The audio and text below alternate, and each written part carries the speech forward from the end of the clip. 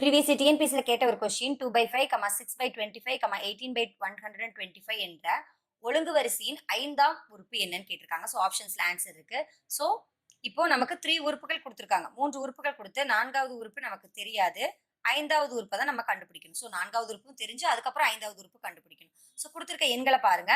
இங்க இந்த முதல் எண்ணுக்கும் 2வது எண்ணுக்கும் எவ்வளவு வேறுபாடு இருக்குன்னா 2 3s are 6 இல்லையா? அதுக்கப்புறம் 6 3s are 18.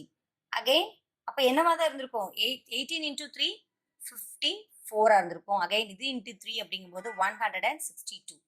ஓகேங்களா? நெக்ஸ்ட் அப்ப இங்க என்ன இருக்கு? 5 5s are 25. Again 25 into 5 125. Again 125 into 5 625. 625 into 5 3125. So option D the answer.